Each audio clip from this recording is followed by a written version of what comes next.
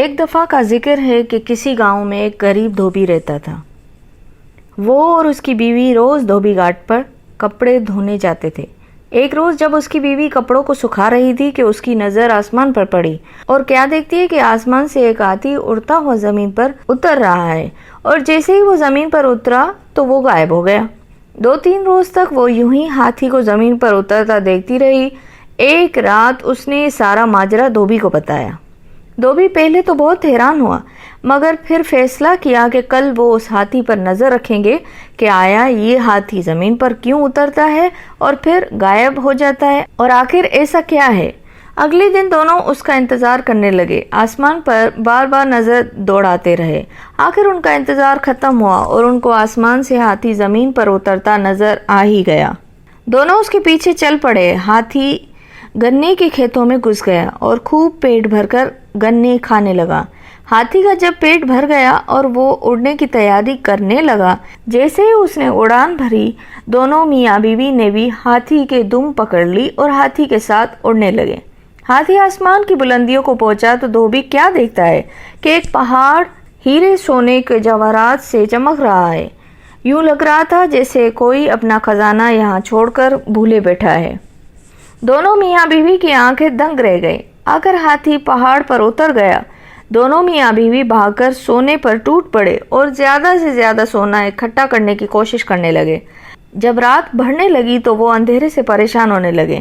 اچانک ان کو خیال آیا کہ صبح ہوتے ہی وہ ہاتھی کی دم پکڑ کر زمین پر اتر جائیں گے۔ آخر صبح ہوئی اور انہوں نے ایسا ہی کیا۔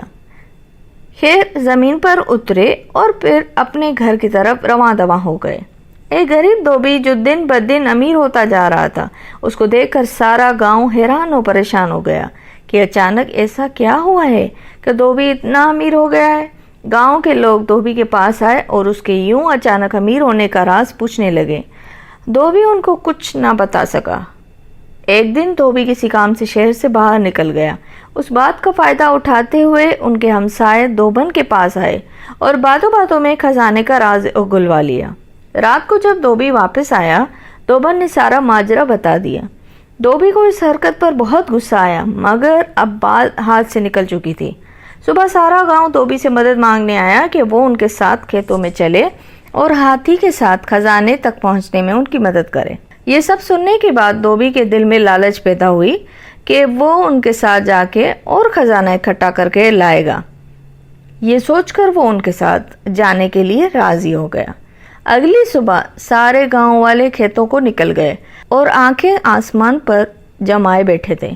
ہاتھی زمین پر اترا اور گنے کھانے لگا۔ سب گاؤں والے اسے تاک میں بیٹھے تھے کہ جیسے ہاتھی گنے کھا کے فارغ ہوگا تو وہ سب اس کی دم پکڑ کر اس خزانے تک پہنچ جائیں گے۔ جیسے ہی ہاتھی اڑنے لگا، سب نے اس کی دم پکڑ لی۔ دھوبی سب سے آگے اس کی دم پکڑے تھا اور یوں اس کے پیچھے ایک لمبی قطار میں پورا گاؤں ایک دوسرے کو پکڑے ہاتھی کے ساتھ اڑنے لگے۔ سب گاؤں والے آپس میں باتیں کرنے لگے کہ وہاں اتنا خزانہ ہوگا کہ ہم سب لے کر آ سکیں گے۔ کسی نے کہا خود سے سوچنے سے اچھا ہے کہ ہم کیوں نہ دھوبی سے پوچھ لیں۔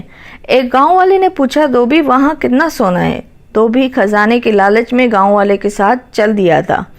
دم کو چھوڑتے ہوئے ہاتھوں کے زاویے سے کہنے لگا، اتنا زیادہ۔